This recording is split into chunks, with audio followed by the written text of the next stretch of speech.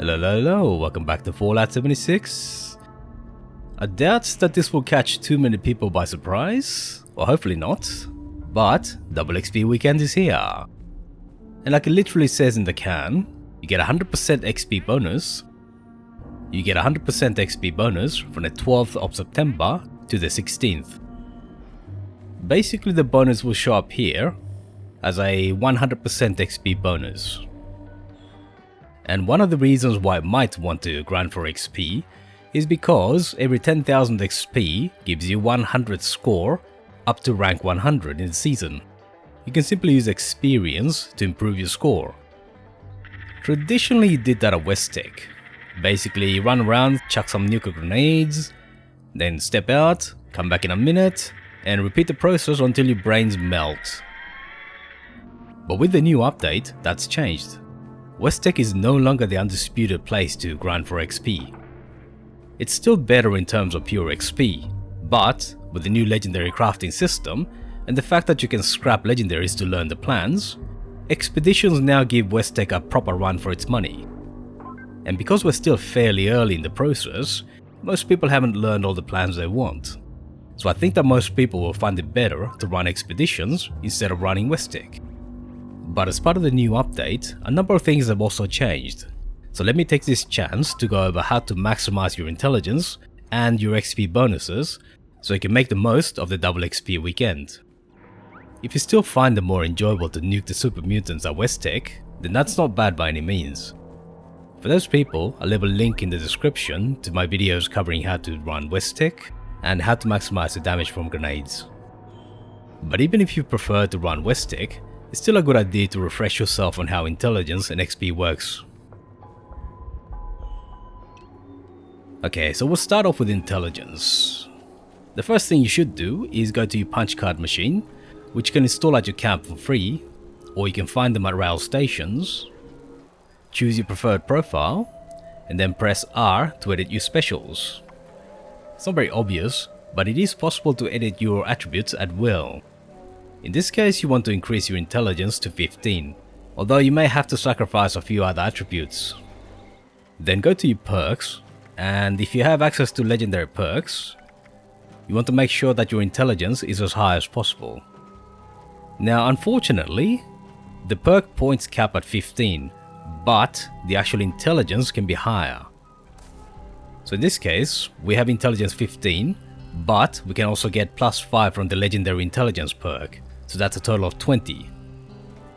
And while you're there, make sure that under charisma you have 3 levels of inspirational, because that gives you a 15% bonus to XP as long as you're on a team, which you should be. The next step is your armor, and this is where one of the big changes has happened. Previously legendary attribute bonuses on armor used to be +1, but now they're +2. So what that means is that with unyielding and +2 intelligence, you get a +5 per piece of armor. So theoretically, with 5 pieces of armor for your chest, your arms and your legs, that should be 25. Before that was capped at 20, so now it's 25. I'm still lacking one of the pieces, so I'm not quite getting the full bonus there. And as under armor, you should be wearing some flannel shirt and jeans. Unfortunately, getting the plans for the flannel shirt is random. Basically, you can find it in containers and as a reward from the eastern side of the map, so the mire and the cranberry bog. The best lining is a shielded one, which has a very small chance to drop from the Queen of the Night event that takes place around here-ish. But yes, getting the shielded lining is a massive grind. But luckily the free states and boss vendors at White Spring Mall do sell the plans for the other linings. You may miss out on a point of intelligence or 2, but it's not the end of the world.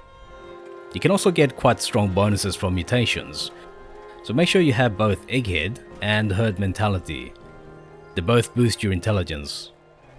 And the Marsupial mutation will give you a small penalty to intelligence.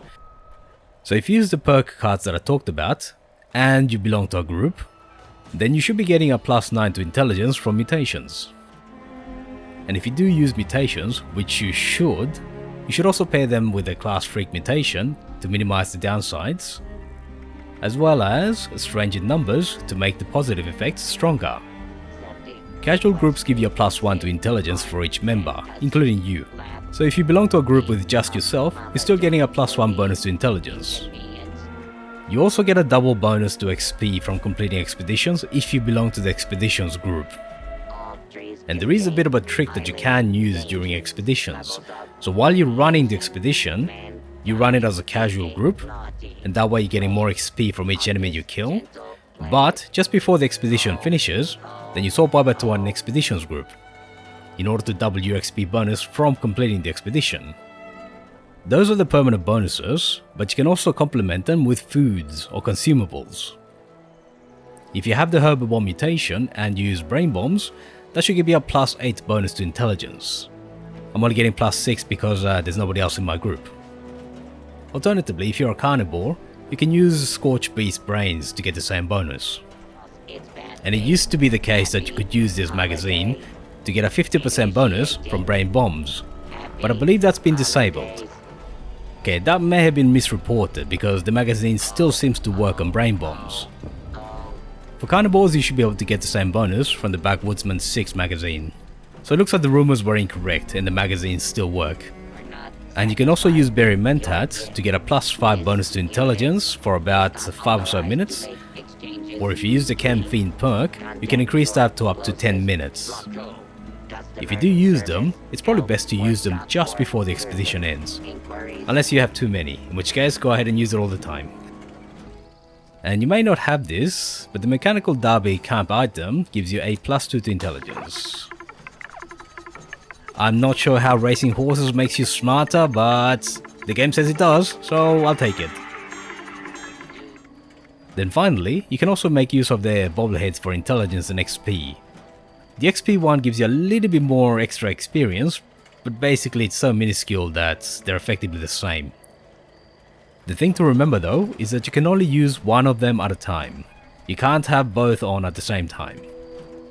So theoretically, you should be able to get your intelligence up to 84.25. May get rounded up to 85, but that's assuming you have every factor on.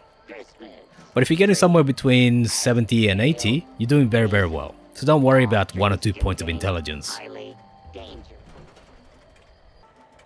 So the reason why you went through all that in order to increase your intelligence is because each point of intelligence gives you a 3% bonus to experience. So if you have 70 intelligence, that's a 210% bonus to XP. So essentially you're tripling your experience right there. But that also gets multiplied by the XP bonuses. If you're still at the point where experience matters, then this card should be on all the time.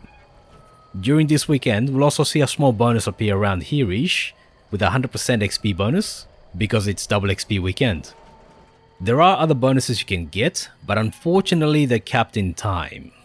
The easiest one to get is some bed rest. Sleeping in a bed gives you a 5% bonus, and if you do it in your camp or your tent, or you have an ally nearby, that makes the duration longer. And you can see the bonus here. In this case it will last for 2 hours. Another very easy bonus, especially if you have one in your camp, is to go and make use of the Sacred Tomes. You have to wait for a bit, but that will give you a 5% bonus to experience. That's the same bonus that you can get by doing the event at the lighthouse, or by speaking to the Steven Scarberry ally. But you can only have one Mothman bonus active at a time, so I recommend the Tome. They're fairly common now, so if you don't have one, it shouldn't be too hard to find a camp that has one. And the last camp bonus is from the ally Leo Petrov, but for some reason he doesn't want to talk to me. He's kind of stuck. But anyway, if you give him a Nuka Cranberry, he'll give you a 5% XP bonus for an hour. And then we have the consumables. The biggest bonus is of course from the lunchboxes. Each one will give you a 25% XP bonus, and that caps at 100% for 4 boxes. This bonus also applies to anybody else who's nearby when you open them. So it's probably best to use them once you're inside the expedition, so everybody can benefit. The lunchboxes show up in the effects as the very well rested bonus, which is different from the well rested bonus from sleeping. Then comes the food bonuses. For herbivores, you can use the Cranberry Relish, and that will give you a 30% bonus. That used to be 37.5%, but I think the Live and Love magazine doesn't quite affect it as much anymore. So it seems that the discrepancy was because I had the Live and Love 3 magazine active, and that actually boosted the bonuses. If there were other people in my team that had mutations, then this would be plus 8 and plus 25%. And with the Live and Love magazine, that would actually be plus 11.25 and that would be 37.5. So yes, it seems that the magazine still works exactly like it did before. But if you're a carnivore, you can get the same bonus by eating the tastiest squirrel stew. It should work in exactly the same way. If you're looking for cranberries, you can find them at Sunrise Field, as well as the Sundew Grove. And I believe that the Sunset Farm also has some. But if you're looking for squirrels for the stew, then you can reliably find some between the White Spring service entrance and the White Spring itself. There's a small wooded area where you tend to find some. It's near the road. And like we talked about before, you can use the leader bobblehead to get a 5% XP bonus. But remember that you can only use either the leader or the intelligence bobblehead, not both at the same time. Some people may notice that I didn't talk about Night Person, which can give you plus 3 intelligence at night time. But it turns out that expeditions, or at least the one that happens at the boardwalk, does not count as night. So therefore I did not include that in the discussion. And the thing about these XP bonuses is that they multiply each other. So during the double XP weekend, that should add up to about 700% XP bonus. In other words, a huge amount. But now let's talk about expeditions. This is not going to be a detailed walkthrough. If you do want one, I did previously make one about the boardwalk expedition, and I'll also leave a link in the description to that. But in this section, I'm just going to give some tips about running expeditions.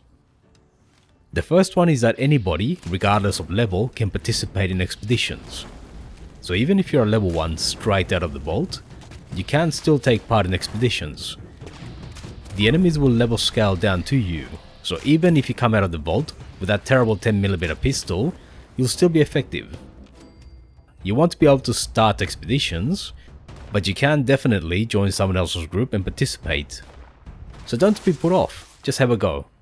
You'll be surprised at how easy it is. Secondly, if you watched the last video I published, the one about the bows, then you know how powerful bows are now, especially with the flaming arrows. Unless you have something more powerful, then I recommend you use the bow. If you didn't watch the video, then shame on you. Thirdly, if you're starting an expedition, make sure that you know how to meet the goals. Someone who knows how to meet the goals in the expeditions makes a huge difference. If you're just a participant, then try and help out with the goals, because that speeds things up dramatically. But if you happen to be a newer player who doesn't know what they're doing, then don't worry too much about it. All the Atlantic City expeditions can be done by one person, so even if nobody else knows what they're doing, the team leader should still be able to finish it without too much trouble. New players should just focus on learning how to do the objectives. Fourthly, it's also a good idea to start from your camp. That way, if you run out of bonuses, like for example the Mechanical Derby, then you can simply refresh it between expeditions. And because the new legendary system allows you to scrap legendaries, you should be able to scrap any legendaries that you don't want. And lastly, make sure you thank the rest of your team with emotes just to show your appreciation. But aside from everything else, don't worry too much if you can't get your intelligence up to 70 or 80, or you don't have an unyielding set or anything like that. The two most important factors are the bonuses from the double XP weekend and lunchboxes. If you can get a 200% XP bonus from those two, you will still get a massive amount of experience from the weekend. So just go out there and have fun.